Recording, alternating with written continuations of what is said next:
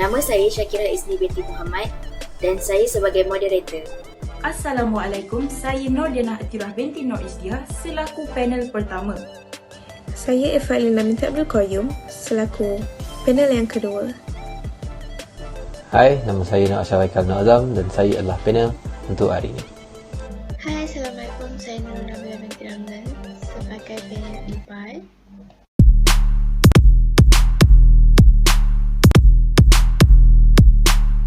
Bismillahirrahmanirrahim. Assalamualaikum warahmatullahi wabarakatuh dan salam sejahtera saya ucapkan kepada semua. Tidak dilupakan juga kepada ahli-ahli panel undangan kita pada hari ini. Topik bual bicara kita pada hari ini ialah memilih pasangan yang sudah berkejaya atau bersama dengan pasangan yang tiada apa-apa sehingga berjaya.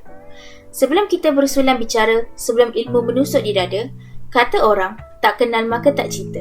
Jadi, sebelum kita memulakan perbincangan kita pada hari ini, saya ingin memperkenalkan ahli-ahli panel kita kepada anda semua. Bersama saya, terdapat 4 ahli panel. Baiklah, ahli panel kita yang pertama, saudari Nordiana Atirah. Seterusnya, ahli panel kita yang kedua ialah saudara Ashraf Haikal. Panel kita yang ketiga pada hari ini ialah saudari Eva Elina. Dan panel kita yang terakhir, saudari Nurul Nabila. Selamat datang saya ucapkan kepada semua. Untuk pengetahuan, keempat-empat ahli panel kita pada hari ini merupakan mahasiswa yang sedang menuntut di UiTM Melaka dalam jurusan sumber manusia. Dan saya, Syakira Izni, sebagai moderator anda pada hari ini. Sebelum saya memulakan perbincangan ini, izinkan saya mengupas sedikit tentang tajuk bual bicara kita pada hari ini. Manusia dijadikan secara berpasang-pasangan dan sudah tentu kita mencari pasangan hidup yang hampir sempurna di mata kita, kan? Namun, wajarkah kita memilih pasangan yang sudah berkerjaya atau bersama dengan pasangan yang tiada apa-apa dan mencapai kejayaan bersama-sama? Apakah pendapat panel kita yang pertama, saudari Nordiana? Dipersilakan. Terima kasih kepada Syakira selaku moderator pada hari ini. Topik yang sangat-sangat menarik untuk diperbincangkan pada zaman kini. Jadi, saya akan menghuraikan pilihan saya. Bagi saya lebih cenderung untuk memilih pasangan yang berkejaya daripada bersama dengan kekasih yang tidak punya apa-apa. Tetapi, pilihan yang telah dibuat oleh saya bukanlah kerana saya seorang perempuan yang materialistik. Tidak. Alasan saya untuk memilih pasangan yang berkejaya adalah kerana seperti yang tuan puan pernah dengar, hidup pada zaman sekarang ni nak masuk tandas awam pun memerlukan kita untuk mengeluarkan duit. Jadi, dari persepsi saya, jika kita memilih pasangan yang tidak berkejaya, kelak pada masa hadapan, kita dan pasangan akan sering bergaduh kerana tidak mempunyai duit yang mencukupi untuk meneruskan kehidupan seharian. Ataupun masalah yang akan timbul di kemudian hari mungkin juga akan dapat meruntuhkan sesebuah masjid yang telah dibina. Pada zaman sekarang ni, bagi saya cinta saja tidak mencukupi. Seperti yang saya sering dengar di dalam drama dan juga di kehidupan realiti, di mana mak-mak akan berkata, "Kau nak bagi anak aku makan cinta ke?" Dan ayat ni sering didengar apabila lelaki yang tidak punya apa-apa datang melamar si anak. Sesetengah masyarakat mungkin akan mempunyai persepsi di mana jika kita mencintai seseorang, jadi kita harus bersedia untuk hidup susah dan senang bersama. Bukanlah kata yang lebih cenderung untuk memilih pasangan yang berkejaya ini akan sentiasa hidupnya indah. Tidak semestinya. Rumah tangga mana yang tidak akan dilanda badai, betul? Cumanya dari segi memberi keselesaan di masa hadapan buat kita dan juga mungkin suatu hari nanti telah mempunyai anak-anak, kehidupan kita di masa akan datang akan lebih terjamin. Sekali lagi saya tegaskan, memilih pasangan yang berkejaya bukanlah bererti seseorang itu mata duitan ataupun lebih moden perkataannya iaitu materialistik. Tetapi bagi saya, tidak salah untuk seseorang itu menjadi materialistik jika itu adalah untuk masa depan mereka. Perkara ini juga boleh diguna pakai untuk pihak lelaki. Saya bagi satu contoh di mana pada masa kini mungkin kita akan berkata, "Oh, saya rela berkahwin dengan awak dan hidup susah dan senang bersama." Tetapi mungkin mereka memandang definisi perkahwinan itu akan selesai apabila telah selesai akad dan majlis bersanding.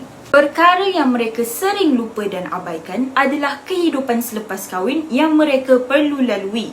Ada yang memilih untuk tinggal bersama orang tua untuk menjimatkan duit. Ialah perbelanjaan kita selepas berkahwin sudah semestinya meningkat dengan kehadiran orang baru. Tetapi adakah kita akan terus menumpang di rumah orang tua kita? Pasti terdetik di dalam hati untuk mempunyai rumah sendiri, betul? Tetapi tidak dinafikan juga ada suara-suara sumbang yang berkata jangan terlampau memilih pasangan, nanti tak ada orang yang berkenan ataupun tak ada orang yang suka.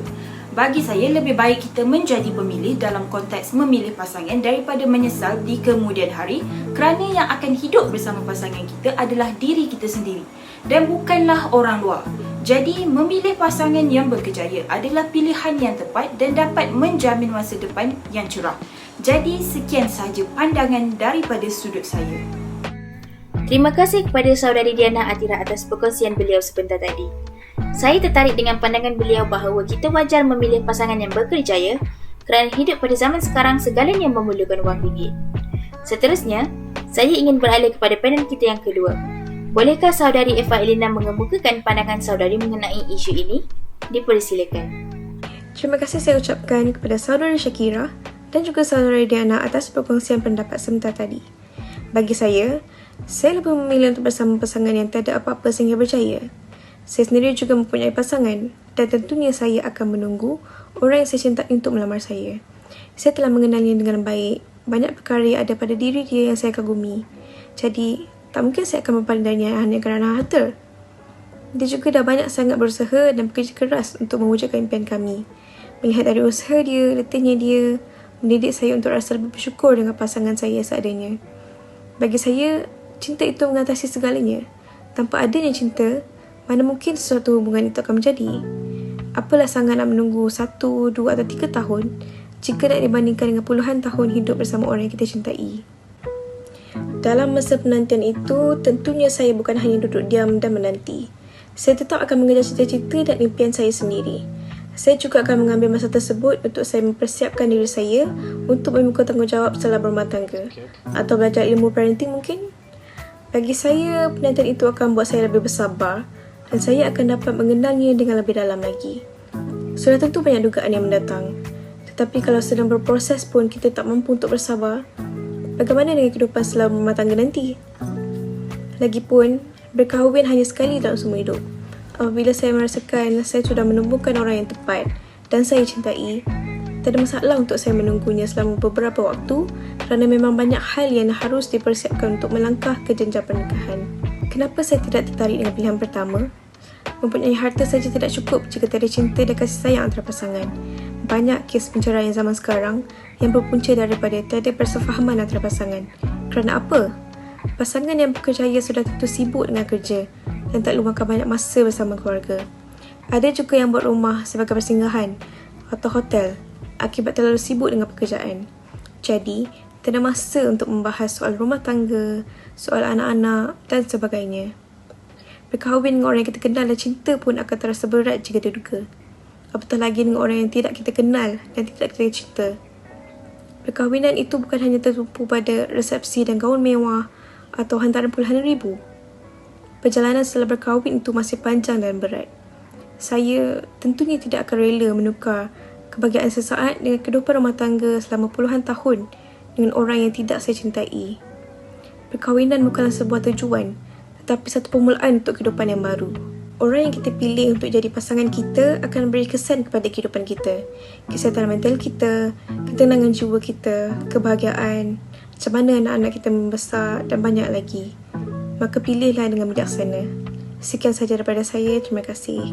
Terima kasih atas pendapat panel kita yang kedua mengenai memilih pasangan yang tiada apa-apa sehingga berjaya lebih penting berbanding memilih pasangan yang sudah ada segalanya. Baiklah, sekarang kita beralih pula kepada ahli panel kita yang ketiga. Sebentar tadi, panel pertama ada mengatakan tentang hidup pada hari ini segalanya memerlukan wang. Jadi, bolehkah saudara Ashraf Haikal untuk berkongsi pendapat saudara berkenaan pasangan mana yang wajar dipilih? Dipersilakan. Terima kasih kepada saudari pengacara majlis. Juga rakan-rakan panel yang telah memberikan hujah-hujah hebat. Bismillahirrahmanirrahim. Assalamualaikum dan salam sejahtera. Kalau kita bercakap soal cinta, sudah pasti timbul soal kerjaya. Dan kalau pula kita bercakap soal kerjaya, sudah pasti hidup kita akan senang dan bahagia bersama orang yang kita cinta. Baik, saya bagi sebab dan alasan kenapa kita kena memilih pasangan yang berkejaya demi masa depan rumah tangga. Kejaya pada saya adalah satu benda asas yang kita patut cari. Ini tentang soal masa depan yang terjamin, bukan kerana kita tidak percaya akan aturan Tuhan, tetapi menjadi usaha dan asbab ianya terjamin. Saya bercakap begini bukan bermaksud menunggu bulan jatuh ke riba, tetapi cuba bayangkan, kalau kita duit pun tidak ada, macam mana untuk kita berumah tangga dan menanggung keluarga, tidak kiralah sama ada sebelum mahupun selepas. Baik, saya tanya, adakah kita sanggup? Tak semua daripada kita sanggup untuk berhujan panas tanpa ada sumber yang stabil. Sebahagian kecil daripada kita mungkin sanggup, tetapi kalau ditanya ramai secara umum, jawapan yang mereka bagi semuanya sama. Saya tak nak pasangan saya hidup susah kerana saya, lagi-lagi kalau saya ada anak. Hari ini kita bukan bercakap tentang pendapatan, tetapi kestabilan keuangan. Misalnya sekejap kerja, sekejap berhenti, sekejap jual itu, sekejap jual ini. Ini saja dah membuktikan bahawa kita tidak serius dengan diri kita. Apatah lagi kalau kita ingin berumah tangga. Hendak seribu daya, tak hendak seribu dalih. Kejayaan tidak akan datang bergolek. Diri kita sendiri yang kena berusaha keras dahulu, baru kita cakap pasal orang lain. Dan kalau kita betul-betul gigih, kita pasti akan buat sampai berjaya. Walaupun ada cabaran, namun alang-alang berdakwat biar hitam, bukan hanyut di tengah jalan. Cinta hanya kata-kata tidak mampu menjamin apa-apa. Pada awalnya kita mampu berkata untuk susah senang bersama, tetapi pada akhirnya kita berpisah dengan alasan tidak mampu untuk bersedia. Di sebelah sana boleh mengungkap cinta mengatasi segalanya, kerana pada mereka cinta itu buta.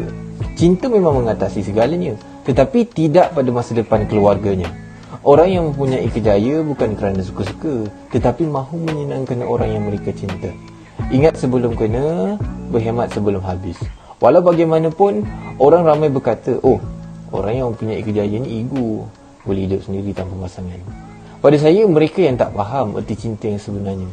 Sebab kita kena ingat, sesal dahulu pendapatan, sesal kemudian tidak berguna. Hari demi hari, kemajuan semakin dikecati. Kita sedar kos hari hidup semakin meningkat. Rentetan daripada itu, saya memetik semula kes penceraian yang telah disebutkan tadi. Statistik menunjukkan pasangan suami isteri di Malaysia bercerai selang beberapa minit. Ini satu benda serius dan fakta yang telah dikeluarkan oleh Jabatan Agama Islam Negara. Mereka bercerai disebabkan oleh banyak faktor. Namun kita kena tahu, sebahagian besar daripada mereka bercerai akibat daripada ketidakstabilan keuangan keluarga. Sudah terang lagi bersuluh, apa lagi yang kita perlu nafikan dan bukti yang kita perlukan. Disebabkan oleh itu, yang menjadi mangsanya adalah anak-anak. Mereka terpaksa hidup dalam keadaan yang tidak harmoni yang mampu mempengaruhi pertumbuhan buruk buat mereka. Hanya kerana cinta yang sia-sia tanpa fikir panjang oleh ibu bapanya. Ibu bapa yang saya maksudkan di sini adalah kita. Persis kata mutiara, bagaimana acuan, begitulah kuihnya. Oleh itu, akhir kata daripada saya, kebaikan datang daripada kelemahan. Kelemahan pula datang daripada kebaikan yang memandang rendah terhadap kelemahan. Kebahagiaan datang daripada kesenangan. Namun, kesenangan pula datang daripada kestabilan keuangan, iaitu pekerjaan. Terima kasih. Terima kasih kepada panel ketiga kita. Saudara Ashraf Haikal bersetuju dalam memilih pasangan yang sudah berjaya kerana ia akan menjamin masa hadapan yang lebih cerah. Tidak semua yang orang fikirkan negatif itu sebenarnya tiada baiknya. Jadi, mari kita dengar pendapat dari panel kita yang keempat dalam mengemukakan pandangan beliau mengenai pasangan mana yang wajar menurut saudari Nabila. Silakan saudari. Terima kasih kepada Cik Syakira selaku moderator. Ini adalah topik yang amat menarik minat saya untuk dibahaskan pada hari ini. Saya amat memahami konteks dari Cik Lina. Secara peribadinya, saya juga mempunyai pasangan yang masih belajar dari jauh. Secara amnya hubungan secara jarak jauh. Jadi saya juga sudah tentunya lebih memilih untuk bersama pasangan yang saya cintai. Kami sudah menjalinkan hubungan selama 7 tahun bersama hingga kini. Saya masih menebusi dia untuk menghabiskan tempoh belajarnya dan melamar saya. Selama 7 tahun itu, saya sudah mengenali pasangan saya dengan sangat baik. Beliau seorang yang baik, tak lupa ibu bapa, sopan, penyabar, memahami, kuat semangat, tegas, berpendidikan tetap dan matang dalam membuat keputusan. Ini adalah antara sifat peribadi beliau yang amat saya kagumi. Ini juga adalah sifat-sifat yang saya cari dalam diri seseorang lelaki. Saya amat bersyukur dapat bertemu dengan diri beliau. Dalam tempoh itu juga, saya tidak mengenali orang lain selain beliau. Saya juga telah mengenali orang tuanya dan mereka menerima baik diri saya. Selain itu, dalam tempoh perkenalan kami, beliau juga turut berusaha kuat dalam melayan dan memenuhi setiap kehendak saya tanpa merungut. Seperti Cik Lina katakan, Tanpa adanya cinta, mana mungkin saya mampu menunggu beliau dalam tempoh yang lama, dan lebih lagi dengan usaha yang beliau telah pamerkan kepada saya. Sudah tentunya diri saya akan menunggu beliau. Benar orang kata cinta itu mengatasi segala-galanya. Setia saya hanya untuk orang yang benar-benar layak. Cinta yang ada dalam hati saya juga tidak membutihkan mata. Hanya dengan melihat usaha dan penilaian beliau dalam menuntut ilmu amat membuat saya kagum dan bahagia kerana mengetahui niat beliau untuk menghalalkan saya. Selebihnya kita serahkan kepada Allah. Saya secara sendirinya berpendapat bahawa sifat setia dan menerima seadanya itu sukar untuk dicari dalam diri seseorang pada zaman globalisasi sekarang. Seterusnya, di era teknologi ini banyak pasangan di luar sana yang masih bersama dari tiada apa hingga berjaya dan hingga ke jenjang pelamar idaman masing-masing. Sekurangnya mereka mengawini orang yang ikhlas untuk bersama mereka hingga ke akhir tua. Itu adalah bukti dan contoh yang harus kita ikuti. Contohnya Wawa Zainal dan suami beliau. Saya tidak nafikan bahawa perkahwinan tidak cukup hanya sekadar cinta. Tapi apabila jika kita berkahwin dengan pasangan yang kuat berusaha dalam menguruskan rumah tangga dan bertanggungjawab, itu sudah memadai dan kita seharusnya belajar bersyukuri. Apabila ombak badai menghantam rumah tangga, saya akan pastikan diri saya terus berjuang untuk lelaki yang saya cintai. I will do anything to protect what's mine. Berbanding dengan perkahwinan tanpa cinta, saya sudah semestinya mudah melepaskan kerana the marriage itself is loveless from the beginning. Memberi peluang dan kepercayaan untuk pasangan kita untuk terus maju adalah amat bagus sekali. Kejayaan dalam kerjaya mengambil masa belasan tahun. Kalian yakin bahawa kalian akan berjumpa dengan orang yang ikhlas mencintai kalian untuk hidup semati bersama kalian? Kalian harus tahu, kesetiaan dan kasih sayang tidak boleh dibeli dengan wang ringgit. Kejayaan tidak boleh menyelamatkan rumah tangga, melainkan sifat pribadi, kerana kejayaan itu sifatnya sementara. Cuba kita lihat apa jadi apabila PKP diumumkan, ramai pekerja diberhentikan. Dari situ kita dapat lihat kejayaan juga tidak dapat membantu. Tapi apabila pasangan bertanggungjawab, diberhenti atau tidak, dia tidak akan keluar untuk mencari rezeki. Dengan izin Tuhan, sifat itu bekal dalam diri pasangan. Jikalau mereka bertanggungjawab, insya-Allah sifat itu kekal hingga akhir hayat. Justru saya setuju dengan apa yang Cik Elina sampaikan. Perkahwinan itu bukanlah satu tujuan, tapi satu permulaan kehidupan baru. Pilihan kalian pada hari ini menentukan nasib kehidupan anda pada masa hadapan dari segi mental, rohani dan jasmani. Semoga kita diberi kemudahan dalam memilih pasangan yang tepat walaupun pilihan itu banyak. Ingat, kalian boleh pilih pasangan tapi anak-anak tidak boleh memilih siapa ibu bapa mereka. Sekian itu sahaja dari saya. Terima kasih saya ucapkan kepada keempat-empat ahli panel kita kerana sudi hadir dan sudi menyuarakan pendapat masing-masing pada hari ini. Moga apa yang kita dapat hari ini tidak sekadar masuk telinga kanan, keluar telinga kiri. Nampaknya, masa amat mencemburui kita. Sebelum berakhir, saya berharap para pendengar mendapat sedikit input dari bual bicara kita pada hari ini. Kesimpulannya, kedua-duanya mempunyai kebaikan yang tersendiri. Maka, pilihan di tangan saudara dan saudari sendiri. Kerana yang akan hidup bersama pasangan kita satu hari nanti adalah kita sendiri. Maka, hiraukan mulut orang dan terus melangkah ke depan dengan pilihan masing-masing. Pengayuh sudah di tangan, perahu sudah di air. Fikir-fikirkan dan jangan sekali berhenti perjuangan atas omongan orang lain.